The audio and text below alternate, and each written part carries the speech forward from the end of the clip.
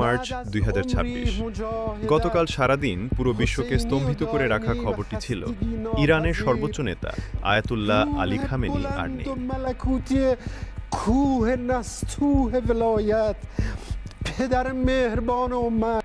মার্কিন ও ইসরায়েলি গোয়েন্দা সংস্থাগুলো দাবি করেছিল 28শে ফেব্রুয়ারির অপারেশন এপিক ফিউরিতে খামেনির কম্পাউন্ডে 30টি বোমা ফেলে তাকে সপরিবারে নিশ্চিহ্ন করে দেওয়া হয়েছে। কিন্তু আজ 2 মার্চ সকালে পরিস্থিতির মোড় ঘুরে গেল। ইরানের সর্বোচ্চ নেতার একজন অত্যন্ত ঘনিষ্ঠ সামরিক উপদেষ্টা দাবি করেছেন তিনি অল্পের জন্য বেঁচে গেছেন এবং বর্তমানে তাকে তেহরানের বাইরে একটি গোপন ও সুরক্ষিত বাংকারে সরিয়ে নেওয়া হয়েছে। আজ আমরা বিশ্লেষণ করব এই রহস্যময় অন্তর্ধান এবং বেঁচে থাকার দাবির পেছনে আসল সত্য কী। 28শে ফেব্রুয়ারি সকাল 8টা 10 যখন তেহরানের পাস্তুর ডিস্ট্রিক্টে হামলা হয় তখন সেখানে খামেনির একটি জরুরি বৈঠক করার কথা ছিল।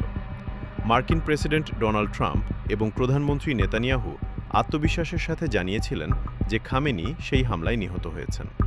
এমনকি ইরানের রাষ্ট্রীয় টেলিভিশনও কান্নায় ভেঙে পড়েছিল। কিন্তু এখন প্রশ্ন উঠছে, তবে কি ইরান ইচ্ছে করেই নিজেদের নেতার শাহাদাত বা মৃত্যুর খবর প্রচার করেছিল যাতে পরবর্তী হামলাগুলো ঠেকানো যায়? উপদেষ্টার দাবি অনুযায়ী হামলার কয়েক মিনিট আগেই একটি বিশেষ ইন্টেলিজেন্স অ্যালার্টের কারণে খামেনিকে সেই এলাকা থেকে সরিয়ে নেওয়া হয়েছিল।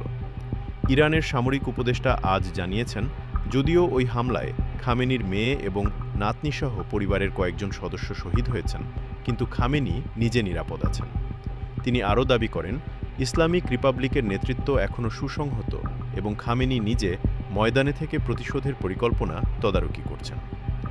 এই দাবি যদি সত্যি হয় তবে এটি হবে শতাব্দীর সবথেকে বড় গোয়েন্দা ব্যর্থতা। কারণ আমেরিকা এবং ইসরায়েল ভেবেছিল তারা ইরানের শীর্ষ নেতৃত্বকে ডিক্যাপিটেট বা শিরচ্ছেদ করতে পেরেছে। কিন্তু খামেনির বেঁচে থাকার এই নতুন খবর ইরানের সাধারণ মানুষের মধ্যে এবং হিজবুল্লাহ হামাস সহ তাদের মিত্রদের মধ্যে নতুন করে প্রাণের সঞ্চার করেছে। তারা এই ঘটনাকে একটি অলৌকিক রক্ষা হিসেবে দেখছে।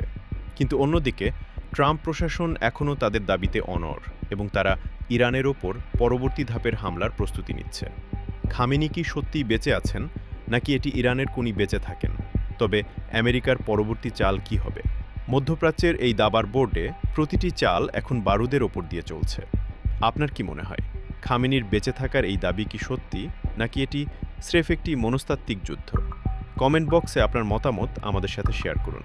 এই উত্তপ্ত পরিস্থিতির প্রতিটি মুহূর্তের খবর পেতে আমাদের চ্যানেলটি সাবস্ক্রাইব করে বেল আইকনটি চেপে রাখুন।